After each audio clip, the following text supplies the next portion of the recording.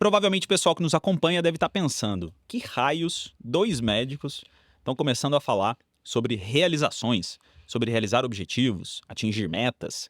E bom, acredito que isso tem muito a ver com o que a Outlive significa, né, Eduardo? Fala um pouquinho para o pessoal o quão importante é a parte de atingir metas no cuidado da saúde e por que que a gente vai falar um pouco mais sobre isso. Acho que final de ano é sempre uma época aí de pensar sobre isso. A gente vai provavelmente colocar esse episódio no começo de janeiro, que é o momento que a gente está pensando na nossa lista de realizações para o ano.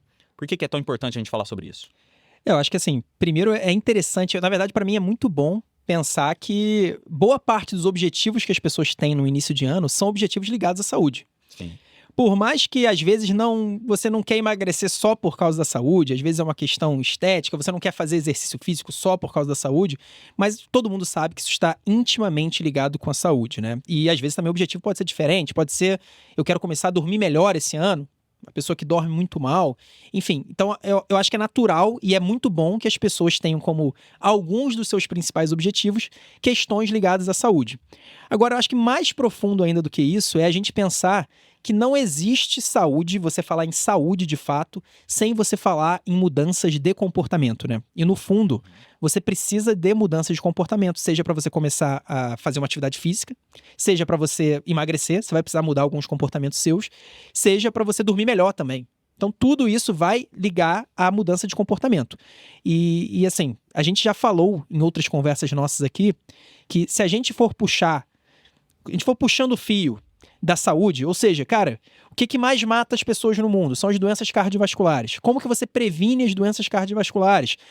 Se você tiver uma glicose controlada, se você tiver um colesterol controlado, você, por exemplo, se você tiver a pressão controlada, você vai reduzir sua chance de ter um infarto. Como que você previne ter uma glicose descontrolada, um diabetes? Se você for puxando esse fio, você vai chegar em hábitos, você vai chegar em comportamentos. Claro que também tem medicações, né? Se você tem diabetes ou hipertensão, você tem que tomar o seu remédio, isso vai fazer parte. Mas se você for pensando na prevenção, como que você, por exemplo, reduz a sua medicação de antihipertensivo? Como você reduz sua necessidade? Às vezes acontece isso. O paciente que toma duas ou três drogas antihipertensivas, ele passa a precisar apenas de uma, se ele mudar os hábitos dele. Então, a gente puxando o fio, isso vale para câncer também, para qualquer outra doença que seja relevante.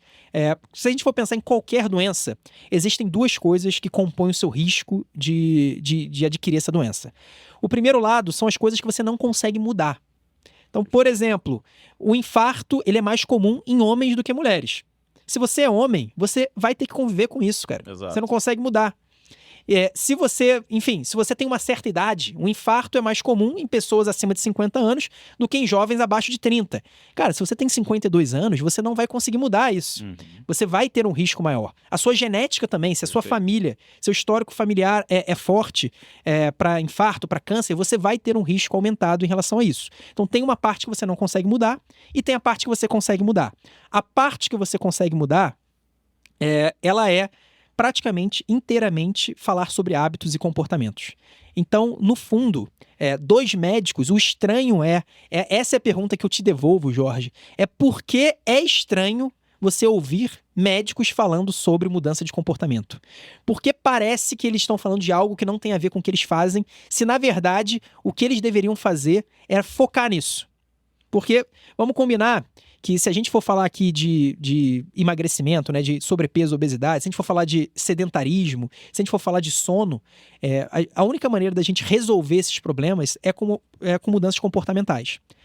A gente até teve um episódio falando sobre medicações. É claro que as medicações podem ser indicadas para o paciente que quer emagrecer, podem ser indicadas inclusive para o paciente que tem insônia, mas elas não resolvem a raiz do problema. A raiz do problema é uma raiz comportamental. A gente até pode argumentar, com certeza, que a sociedade induz a um tipo de comportamento. Isso com certeza. Mas, no fundo, é uma questão comportamental. Seja causa social, seja causa individual, aí a gente pode discutir em outro momento, mas é uma questão comportamental. E, cara, comportamento se é uma coisa comportamental, fatores que são fatores cruciais para você prevenir todas as doenças importantes, por que é estranho o médico falar sobre isso? Por que o médico fica falando só sobre remédio? essa é a minha pergunta e que eu te devolvo, inclusive. Perfeito. Uma ótima pergunta, né? A gente já falou algumas vezes sobre isso, mas acredito eu que o grande problema é realmente o foco que é dado, tanto pela sociedade quanto pelo médico ou pelo profissional de saúde e do indivíduo, à doença e não à saúde em si. Então, quando a gente fala sobre a Outlive, sobre o que a gente está trazendo aqui de informação, é que, e a clássica frase de Hipócrates, né? Primeiro a gente não causa mal, depois a gente previne, depois a gente trata. Houve uma inversão disso. Hoje em dia a gente trata, porque há ganhos financeiros, ganhos sociais, existe uma coisa que a gente vai falar muito, que é o ganho imediato do uso da medicação também, que faz com que todos estejam orientados muito mais para a doença do que para a prevenção, ou seja, evitar que você venha a ficar doente. E quando a gente fala sobre prevenção, a gente está falando sobre comportamento. A gente está falando sobre comportamento, a gente está falando sobre hábito. Então, seria realmente muito estranho um médico não querer falar sobre isso. E acho interessante, né, Jorge? Porque muitas vezes as pessoas pensam em prevenção, elas também já pensam no exame, por exemplo. Sim. Cara, ou no remédio ou no exame. Então, até a prevenção hoje em dia já é uma coisa excessivamente medicamentosa, né? Uma coisa Perfeito. intervencionista. Exato. Enfim, eu acho que esse de fato é um problema social. E aí eu acho que tem outra derivada, que é a questão de quando você ouve falar de comportamento, quando você pensa no medicamento, você pensa em ciência, evidência. Cara, se esse remédio está sendo indicado para o diabetes, você confia que existiram estudos científicos que comprovem que aquela medicação ela tem eficácia contra o diabetes. Então, que ela melhora ali o paciente, ela aumenta a sobrevida dele ou reduz a taxa de determinadas complicações. Então, você acredita nisso e quase sempre isso é verdade. A gente não está aqui questionando, pelo contrário. Quase sempre isso é verdade.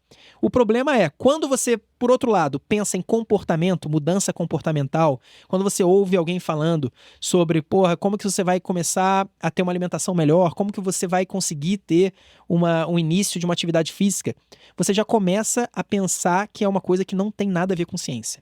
Você já começa a pensar que é uma coisa que o cara tá tirando da cabeça dele. Você já começa... Sabe que hoje em dia a gente acha muito que é um papo de coach na internet, Sim. né? Um papo de coach, uma coisa menor, o cara tá falando de algo que não é científico. E aí você já dá um valor e um peso muito menor para aquilo que está sendo falado.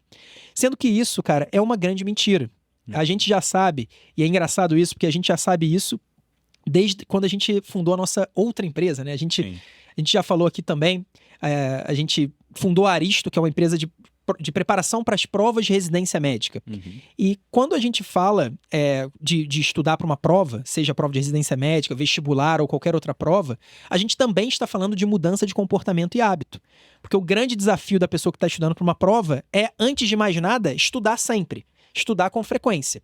E quando a gente começou a pensar nisso, né? Quando a gente começou a pensar, cara, como que a gente faz com que os nossos alunos estudem com frequência? Como que a gente facilite eles a terem essa mudança de comportamento? A gente percebeu que existia uma vasta gama de evidência científica falando sobre isso.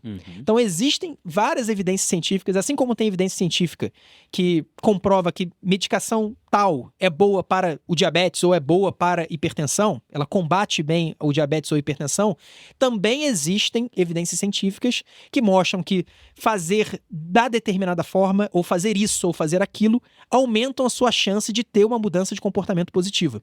Então, eu acho que esse é um ponto que a gente também quer desmistificar hoje, né? Perfeito. Isso vale também para várias partes da nossa vida. Seja ela o estudo, seja ela perder peso, seja ela evitar uma doença, na vida financeira. Então, tudo isso está relacionado. Existem várias evidências que mostram que certos comportamentos, ou que os comportamentos em si, têm uma parte científica por trás deles. Eles são formados e eles podem ser implementados ou até mesmo retirados da nossa rotina. A gente vai falar muito sobre isso.